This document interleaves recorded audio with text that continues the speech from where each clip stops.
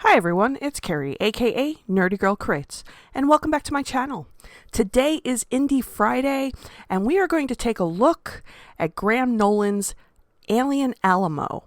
And I had actually did the $50 tier where I got two books, Alien Alamo and Shino. I'm sorry if I'm saying that wrong. And I first wanted to actually look at Alien Alamo since it's his latest release. Included in this pack, I got some other trinkets, some stickers, a poster, and as you can see here, I also got a bookmark, which is really nice if you are trying to, hold your page and you got to go run and do something. You don't want to lose your spot in the comic. It's cute. I kind of like the design on it too. It's pretty much a scene from the comic that he has on it. It's, and I really want to talk about like the art, but I'm going to get more into that when I talk about the story itself. First off, and there's the bookmark, as you can see up close. I don't know if it's supposed to be a bookmark, but that's what I assumed. First off, the material on this book is really nice. The only problem I have with the cover is it doesn't fall flat after you read it. And I did have another issue, as you can see here. It looks like, I don't know if this happened while somebody was packing it or when the books came into the warehouse, maybe nobody realized it looked like something got folded here on the first page, which is kind of disappointing. And, I'm not blaming anybody. I don't know how it happened, but I just was pointing that out. Now, as you can see here, the art in this book is great. The story focuses on a single dad named Travis, and it's 1957, and his son kind of discovers aliens have crashed inside meteors on their ranch, and he is forced to kind of fight them off with the help of one of his neighbors. Now, for the story, it's very reminiscent of the type of movies my mom is a huge fan of, and I've actually watched some with her. It's she's big on the 1950s like sci-fi horror. I think a lot of people would look at it and think it's really cheesy.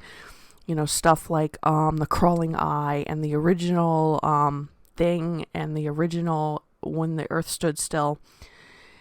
It's and the art style kind of fits that theme. It's really like animated, but at the same time it's kind of like not, it shows you kind of like what the thread is.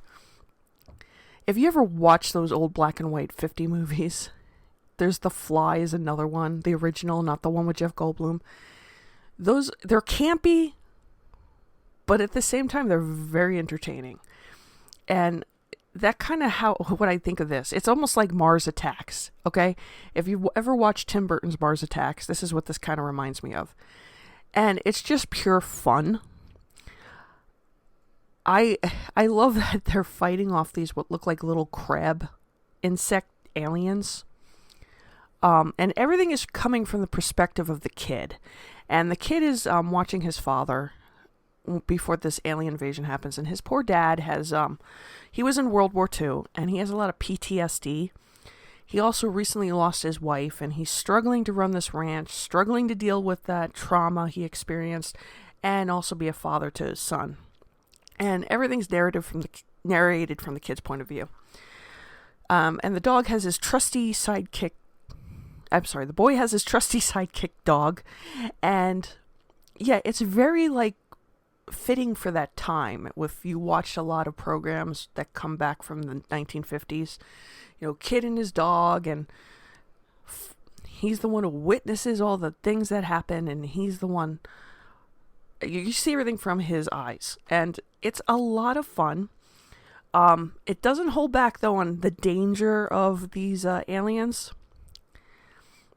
but yeah, it's fun, and it does kind of set up for maybe a sequel if Graham decides to do one. Now, as you can see here, there's this really nice wraparound cover art on this. And then you can see the book. It's nice details of the book outside of those two issues I mentioned earlier. One of them I think was more of a production issue, and the other one is I just think it's because from reading it, it'll bend the cover. but it's a great looking cover. I mean, look at that. It just pretty much tells you the story of what's going on inside this comic. It's not, how can I say? It's not misleading you like a lot of comic book covers I see. You see very bland comic book covers that tell you nothing about the story. I mean, it's not enticing you to want to read it. This, you look at it and go, wow, that looks really interesting. And it is. I mean, it's a lot of fun. It's just like a lot of just pure, old-fashioned aliens versus cowboys, 1950s.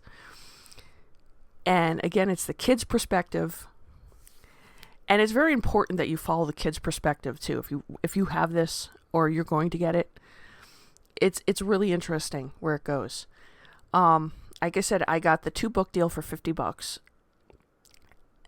It's not a horrible deal for that price. I know with when you're backing an independent creators campaign, you know, it's going to be pricey, but it's also Graham Nolan.